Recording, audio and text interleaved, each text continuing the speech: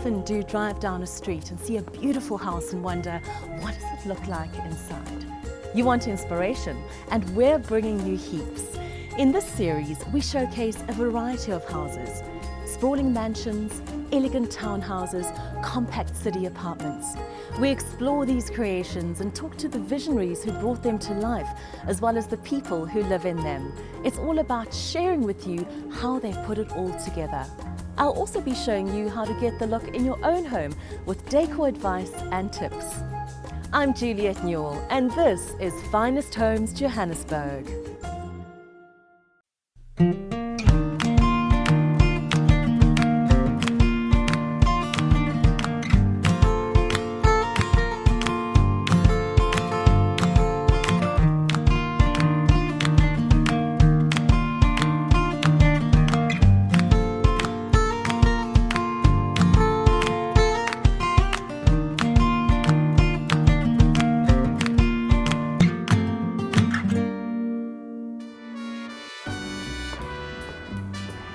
This is the station in Rosebank. It's a development comprising 5 units, each on 3 different levels. You might be looking at the architecture and thinking, that looks a little bit familiar. Well, the architecture was based on fire stations. That was the inspiration. Let's go and have a look inside. Jules, how's it, man? Oh, it's about time you popped into the house. I know, let's go. Take her to what round? Awesome. As we climb the stairs, I get a glimpse of the apartment. It's partly what I expected and partly a rather big surprise. There's a stark contrast between the structure of the apartment, which is modern, and the furnishings and objets, which are more traditional. It's an unexpected mix of old and new, yet it works. And this is the mid-level, Jules. All open to the lounge, dining room, etc. A little bit of a reading room. Off to that side there, I've got a beautiful guest suite and the guest loo. And then on the top level? Top level is an amazing main bedroom and bathroom, and then a private study cum lounge at the top. But in the meanwhile, let's have a quick chat for 2 minutes. I can tell you a little bit more about the history and what's behind the station. Yeah, awesome. Quite happy. Kim, how did the station come about? Jules, I always had a love of architecture since I was a little boy, as you know, but probably a bit more recently than that, over the last 15 years. I always had this need, desire to buy an old church or an old fire station and convert it into a modern living space. I just loved the volumes and the concept of taking something old and turning it into a modern space inside. And sadly, they were never in nice areas, or never available when I was in a position to maybe purchase them or not. And the property then came up in Rosebank, which was going to be near to Gautrain, the leafy suburbs, and it had the rights for 5 units. So I thought, well, heck, why don't I build my own fire station? So that was what the concept was, to build 5 incredibly different, as authentic as possible, old fire station units. That was the little bit of the history, and I loved it from the second I conceived of the idea on seeing the property and had to have it. If you imagine a fire station without the fire engines, this is exactly how it would look. And then Kim has furnished the spaces to make it more homely. The architecture works magnificently with the open plan living spaces. The huge glass windows and roller door open up the apartment, bringing in light and fresh air. It also means the spaces extend from the inside to the outside. I love the fact that it opened up the whole space. Generally it's summer in South Africa, so it's secure, so you sleep at night. In summer you live with this huge window open and all the windows downstairs, so your garden really becomes part of your living space. It's an interesting balance to strike, the hard finishes of the industrial elements and the softness of the furniture, the art and collectibles. Here I've got industrial elements, the rough brick on the wall, but I've painted them white. Yeah. Of a fire station, I might expect it to be raw brick. I felt raw brick's a bit done, and also by bag washing them and painting them white, there's a little bit of a smarter version of what one might expect of being purely industrial. The apartment is triple volume in the living area. It gives you a sense of immense space. Kim has also kept the interior walls to a minimum, rather opting for railing to divide the spaces where possible. From inside, wherever you are, you look all over and you can see virtually every corner of your home. And I think that gives them a lovely feeling of volume. In fact, I had some young architects here who, their lecturer, I think, brought 15 or 20 of them to come and have a look at the architecture of the station, flatteringly. And they said to all the students, can they guess how many square meters it is? And they were all, I think, 4th year, 5th year students. Their average guess came in at, I think it was over 500 square meters. As it transpires, this unit, I think, is 298. You're kidding me. And that's because of the height and the volume. In any room, it virtually doubles the feeling of space. And although it might be hard to define all the rooms at a glance, Kim's given each area its own identity through the use of different flooring. I absolutely love this reclaimed wood, and it was reclaimed wood, originally from France, that had been imported and used in the Karoo. I think it was for a school for years and years and years. And I was then just fortunate enough to be able to jump in and grab it. So it was very, very special wood.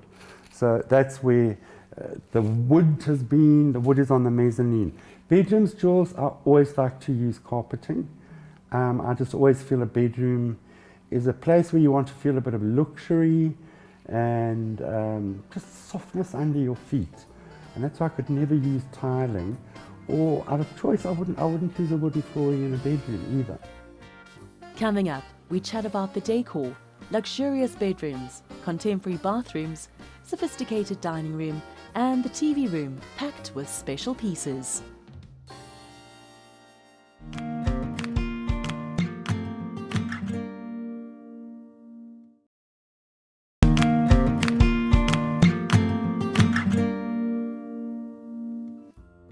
In this episode, we're showing you an apartment in the heart of Rosebank, Johannesburg.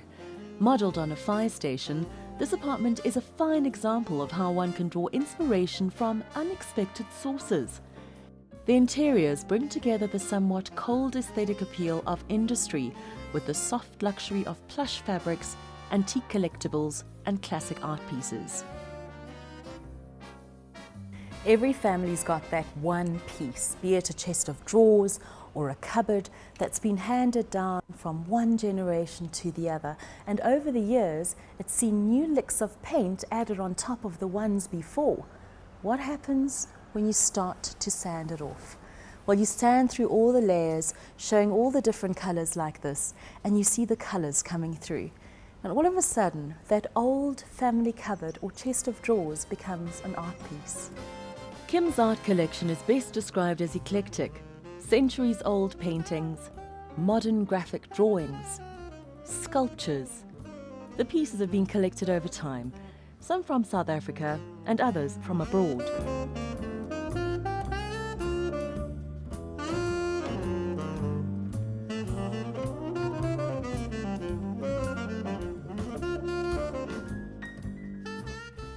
Curtains as long as these definitely need a pulley system. It would be quite difficult to open and close them without it. Look at that, easy peasy. Let's close this one.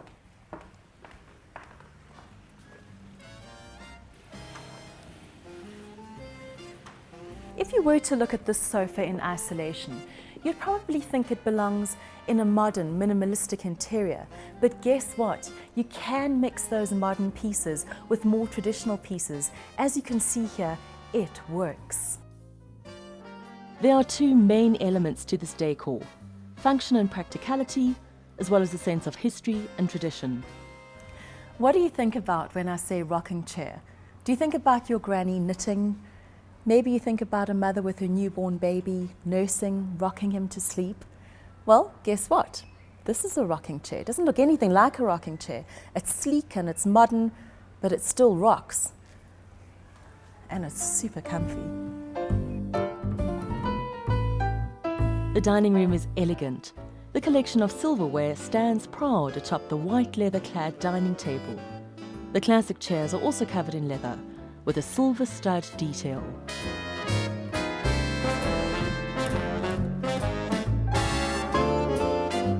Kim loves mixing old items with new items, like this beautiful old teapot, probably belonged to his granny, but it has pride of place here on the dining room table. It adds a sense of history, a sense of provenance, tradition. And if this teapot could talk, I bet you would have many stories to tell. The guest bedroom's on the first floor. Contemporary furniture upholstered in black, with this traditional chair upholstered in white.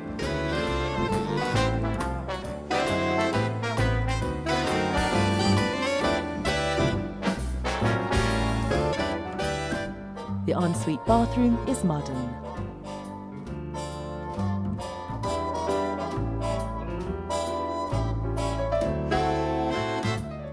The study is on the second floor, a generous size big enough to accommodate a seating area as well as a desk and workstation.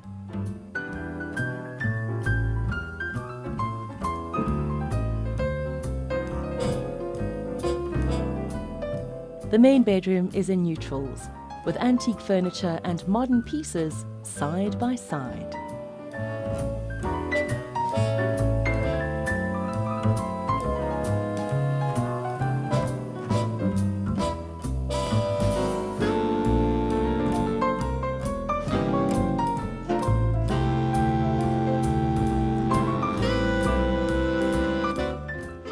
The ensuite bathroom is luxurious. A large oval bath, a double vanity, 2 occasional chairs, and ample cupboard space.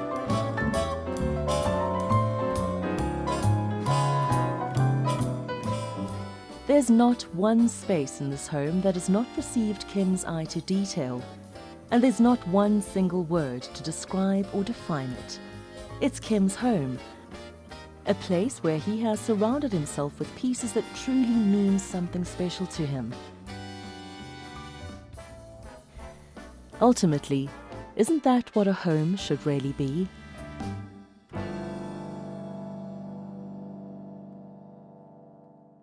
Coming up, I show you how to get some of these looks in your own home.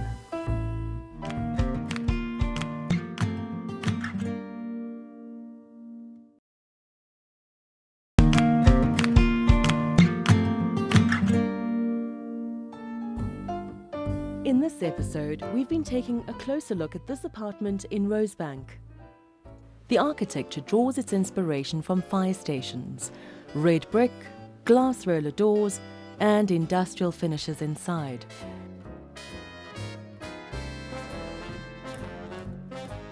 The decor is anything but predictable. Designer Kim Hutton's love for collectibles and knack for mixing old with new puts this decor in a class of its own. The main suite is plush and luxurious. Modern pieces contrast against an old cupboard and a chest of drawers. The colour palette's neutral, greys, blacks and whites.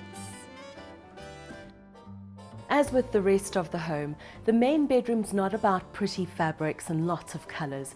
It's about layering, so that means lots of different textures. The main coloration in the main room are greys, so I've selected a couple of grey fabrics to show you, and then I've popped in 1 or 2 little surprises just to give you an idea of how to make it work. We start off with the main upholstery fabrics. So you've got a lighter grey and you've got a darker grey. You'll see that these are warm greys. You might want to go for a warm grey. There are cooler greys as well, and you can mix them all up.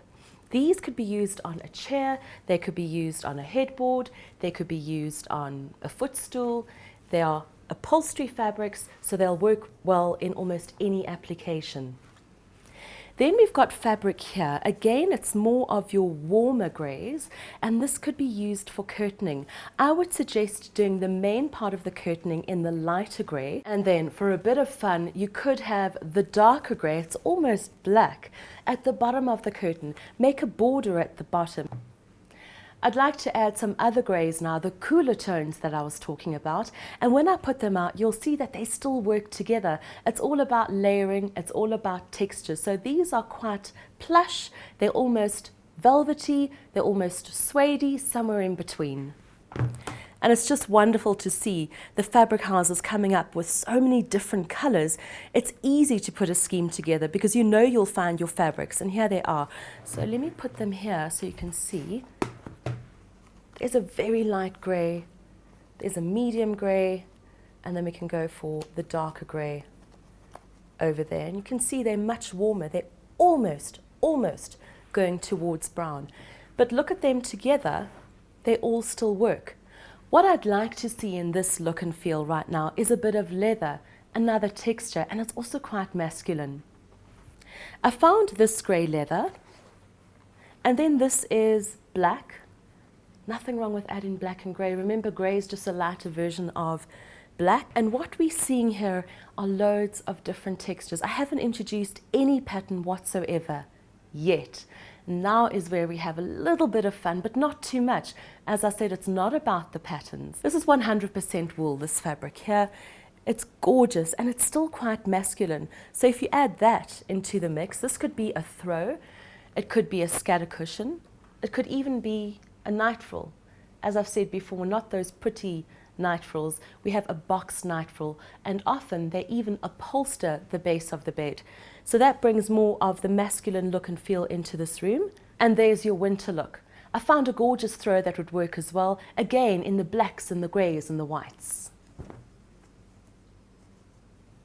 Can you see how it all works together? I've hardly added any pattern at all. Certainly no florals and certainly no stripes. We've just got that, and we've got a little bit of pattern coming in on the throw. But this is a winter look. What do you do in summer? I'm going to strip out the two patterned fabrics, so that's the throw and this fabric here, and I'm going to introduce something a little softer but still quite masculine. They're the basic colors where we started off, all the different shades of greys and blacks. All we need to do now is add a little bit of summer fun to this look, and that's a little bit of yellow. It's still quite graphic, so it's still masculine. But if you look at that, it works absolutely beautifully with the grey. Lastly, you'll want to accessorize. And you would have seen in Kim's home, it's all about collecting items over the years. It's not shop bought all on the same day, and that's great if you've got budget in mind. You can go and dig in Granny's cupboard, look for an old picture frame, maybe an old silver pot, whatever you love, and put that into your home. I've got two picture frames that work beautifully with this. The first one I love because it's almost yellow in tone. Let's put it there. And that would work with our summer look. And then we've got one, it's gorgeous, I love the picture inside, but you can put any pictures. I love the black and white as well. That works great with the grey. And this is just a highly textured leather, dark charcoal frame.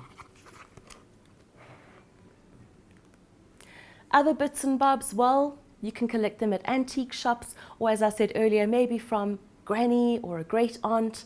Pop those into your interior. Something like this would work very well. It's just a little box, a little jewelry box. Maybe you could put your cufflinks inside or trinkets, whatever. Again, it's in a leather with a silver trim, and you pop that there and it looks great. The main living area is open plan. The TV room on the one side with the dining room and kitchen right beside it. This means the decor has to flow. And there's a common thread that runs through. That's all the special pieces collected over time. I'm starting this look and feel the other way around with the accessories first. The reason why I'm doing this is because Kim loves collecting. So all these items that I've put out for you are ideas of what you could collect to get a similar look and feel in your own home. And that is how it works with Kim. He looks at what he has already and then builds around it. So what do we have here? We have an old suitcase, we have some crystal, some glass, silver. I'm going to add another piece of silver there. Then we're going to add picture frames, a couple of boxes, cigar boxes, and you'll see Kim loves silver in his home. That could be old silver tea sets, the sugar bowls, the milk jug, the the teapot, or a lovely silver box like that. Could be a cigar box, maybe you could put some chockies inside. It's all about collecting items over the years. Perhaps ask Granny what she's got in her kist. Maybe you'll find something that you could add to your interior. It's about provenance, it's about tradition, it's about a sense of history. You'd also want some picture frames. Again, you want them to look like you've collected them over time. So that means different textures. There's that. Maybe a white one. Maybe another leather one. You just keep adding, adding, adding. And this forms the base and the inspiration for your interiors. There are not a lot of fabrics in Kim's home, not at all. But you've got a bit of upholstery fabrics, you've got curtaining, and you've got lots of leathers. So let's start in the TV room. The TV room and the dining room are open plan, so we'll do them together. In the TV room, on the sofa, he's used a denim. So I found a lovely navy blue fabric that we could use for the sofa. Right, so that would be your main upholstery fabric, very close to a denim. I love using denim in an interior. It's so hardy and it's so durable. And if you think about it, if you pop a pair of jeans on, you can put any top with it, any color, any design, and it's exactly the same in interiors. So that would be the main fabric. And then you could pipe it in a lovely crisp white. In fact, I'm going to put that underneath just so that we've got our proportions right. And then we're going to add just a pop of red. That could be on a scatter cushion, but really just a little bit. Remember that navy blue, white and red are often used in nautical interiors. So be careful with this one. Just a little bit of red. Stay away from the stripes and definitely stay away from fabrics that have got anchors on them and seahorses and lighthouses. We want a sophisticated masculine interior. There's your red. What else does Kim have in this room? He has old chairs. They look like they need restoration desperately, but the way they've all come apart at the seams and the way the stuffing's coming out, it just adds to the interest and the texture of the piece. So let's find some leather. And I'm not going to dictate to you on what color you're going to have for this. I'd say browns, maybe some camel colors. It depends on what you happen to find in an antique shop. So there's some browns. See if there's anything else that we could put in there. And there's even a little bit of a lighter brown as well. It really depends on what you happen to find or what you already have as existing pieces of furniture. And then in the dining room, it's very simple. All you need to do is select a crisp white leather. This is a new leather, or you could even use a vinyl. And what Kim has done is he's upholstered his dining room table and then added a lovely detail, and that's the saddle stitching on top that just gives it a little bit of interest. So there's the white leather. The great part about the dining room is definitely the fireplace. It's layer on layer on layer. You start off with the wall, then you've got a stripe, and then you've got a copper plating on the wall with a piece of art on it. So let's get the paint colors right first. I've selected 2 colors for you. This is just to show you coloration and how it would work. So that could be the stripes that you'd have on the wall. Then you want to have that copper plating. Not all of us can afford to have copper plating, so why not go for a metallic wallpaper? And I've got just the thing for you. So there's the copper plating. It's not really copper plating, we've cheated a little bit, but at least it gives you an idea. And if you've got budget in mind, certainly go for a metallic wallpaper. What else do we need here? We need curtaining. I'm going to keep that very, very simple in a light grey textured fabric. So if you put that there. The dining chairs are also in a crisp white leather with detail around the edge, and that's the silver studs. If that's too sleek and too modern for you, you can always go with a chocolate brown leather. Remember, you've got the brown in the TV room, so why not bring it into your dining space as well? Adding another texture, and you can see how beautifully it all works together. One more thing I happen to find. It's just another little box, so let's put that in. So there it is. You've got your glass, you've got your crystal, you've got silver, you've got history, you've got different fabrics, different textures, a bit of metallics, a bit of leathers, and somehow it all comes together. And then for those chilly winter nights, you can always add a couple of throws. This one's really great because it incorporates the blues and a bit of browns. And lastly, if you want just a little bit of pattern, if you're just craving pattern, you can add a couple of scatter cushions, but keep it quite masculine. So you've got your browns, you've got a little bit of the blue, and you've got a little bit of the red, and there you are, a very comfortable interior.